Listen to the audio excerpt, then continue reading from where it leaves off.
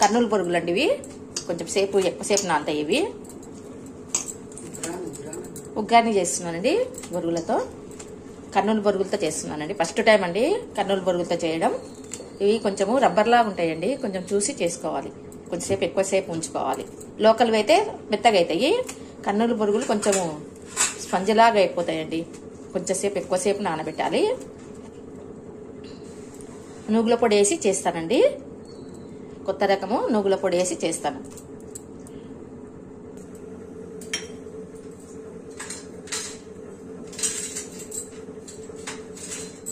బాగా వేయించుకోవాలండి. 2 స్పూన్లు నూగులు వేయించుకోవాలి. పెద్ద స్పూన్ అండి. ఇది బాగా వేగిన తర్వాత మిక్సీ పట్టుకోవాలి. ఈ పొడి వేస్తే బాగుంటుందండి.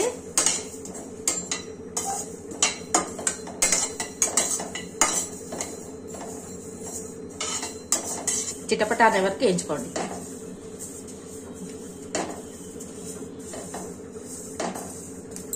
చూడండి చిటపట అంటుండే కదా, ఇప్పుడు తీసేయండి. ఎక్కువసేపు వేయించకండి.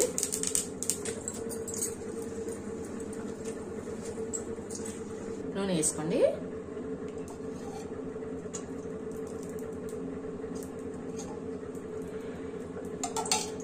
శనగపప్పు వేస్తే చాలా బాగుంటుంది. శనగపప్పు, జీలకర్ర, ఆవాలు ఇవన్నీ పక్కకు తీసుకోవాలండి. జీలకర్ర, ఆవాలండి. ఆవాలు, జీలకర్ర, మినప, శనగపప్పు అన్నీ వేసి పక్కకు తీసి పెట్టుకోవాలి. అన్ని పక్కకు తీసి పెట్టుకోవాలండి. ఇవి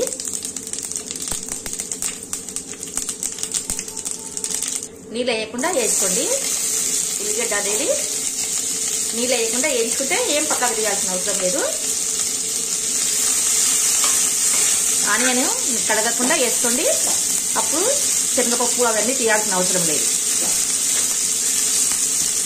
నీళ్ళు వేసి కడుగుతాం కదా, అప్పుడైతే తీయాలండి. మెత్తగా అయిపోతుంది.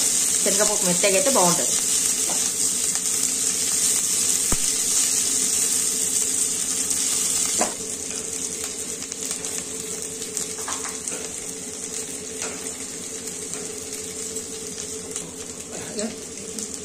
ఇంగువ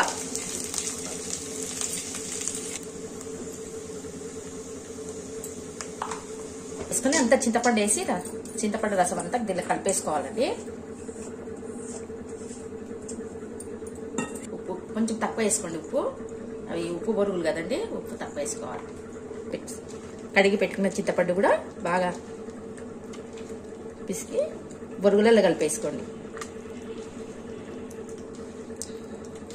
బాగా చేస్తుందండి. బొరుగులలోనే చింతపండు రసం వేసి కలుపుతారనమాట. కొంచెం మళ్ళీ ఒకసారి పిండి మళ్ళీ కలిపేస్తానండి.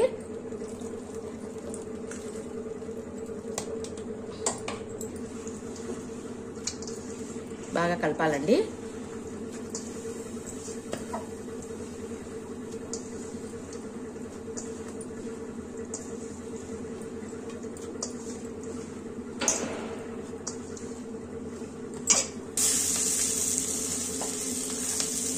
చూడండి ఉల్లిగడ్డ ఎగిపోయిందండి. అక్కడ మధ్యలో ఇట్లా ఎర్రగా కావాలండి. ఉల్లిగడ్డ టేస్ట్ ఉంటుంది. వాటర్ వేయకుండా వేయించితే కొంచెం ఎర్రగా అవుతుంది. ఉల్లిగడ్డ బాగుంటుంది. ఇట్లనే కావాలండి. ఉల్లిగడ్డ చాలా బాగా టేస్ట్ వస్తుంది బొరుగులో కానీ. వాటర్ వేసినామంటే వేరేలా వస్తాయండి.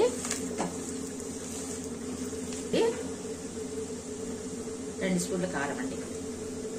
చిన్న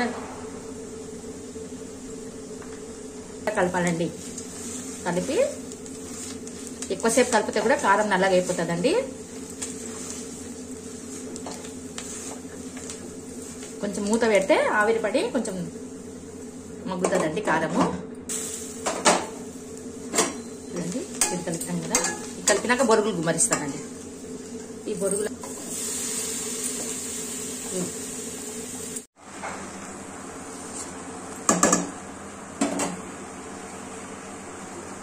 అంతా కలిపేసుకోండి.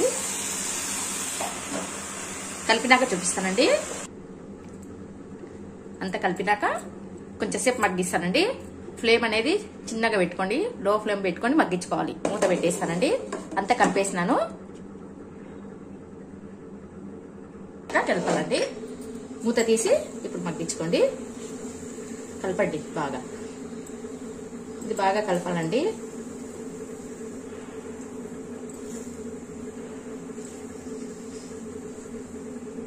ఇవి కొంచెం తడిగానే అనిపిస్తాయండి. కర్నూలు బొరుగులు కదా, కొంచెం తడిగానే ఉంటాయి అన్నమాట.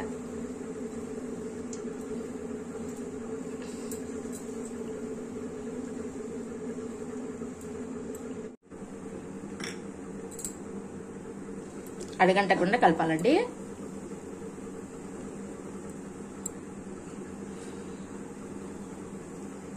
స్టీల్ పెన్నం కదండి, స్టెయిన్ బాగుంది కదా, చూసి సన్నగా పెట్టుకోవాలి ఫ్లేమ్. పైన పైన కలపాలండి. అందుకే ఈ స్పాచులా తీసుకోవాలి.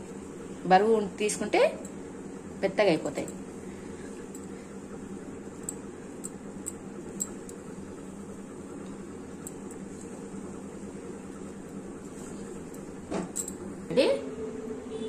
నువ్వుల పొడి వేసి కలపాలి. చాలా బాగుంటాయండి నువ్వుల పొడి వేస్తే. పుట్నాల పొడి కంటే నువ్వుల పొడి వేస్తే చాలా బాగుంటది. అంతా పులిహోర తిన్నట్టే ఉంటదండి. ఎక్కువ కూడా వేసుకోకూడదండి, ముద్ద ముద్ద అవుతాయి అనమాట. కొంచెం వేసుకోవాలి. పుట్నాల పొడి వేసినా గానీ నువ్వుల పొడి వేసినా కొద్దిగా వేసుకోవాలి. ఎక్కువ వేసే కూడా బంక బంక అయ్యి ముద్ద ముద్ద అవుతాయి. స్మెల్ కూడా బాగా వస్తుంది. నువ్వుల పొడి వేసిన తర్వాత స్పెషల్ స్మెల్ వస్తుంది. ఎలా మంచి సువాసన అనేది వస్తుంది. వెరైటీగా ఉంది. బొరుగులకు బాగుంటది. ఉగ్రానికి ఏ స్మెల్ వస్తుంది? నువ్వులకి సువాసన మంచిగా వస్తుంది. మంచిగా పులిహోర బాగా తినాలనిపించే అంత స్మెల్ వస్తుంది. మంచిగా పులిహోర లాగా నోరు ఊరుస్తుంది. నేను చెప్తున్నా. మంచిగా పులిహోర పులుసు మనం ఎట్లా చేసుకుంటామో ఆ మాదిరిగా వస్తుంది. దాంట్లో నువ్వుల పొడి కూడా వేస్తాము. దీనిలో కూడా వేసి స్పెషల్గా చేశారు. చాలా మంచి స్మెల్ వస్తుంది. అయిపోయిందండి. మగ్గిపోయినాయి. పొడి వేసినాక కొద్దిసేపే మగ్గించాలండి, ఎక్కువసేపు మగ్గించొద్దు. అయిపోయిందండి. మా వారికి పులిహోర లాగా అనిపిస్తుందంట అండి. పులిహోర పులుసు స్మెల్ కొడుతుందంట.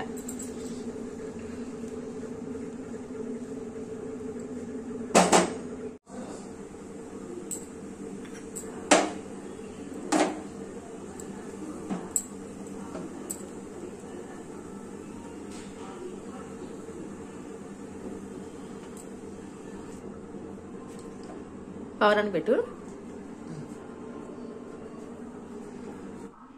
తీసుకో. ఏమండి తీసుకెళ్ళండి.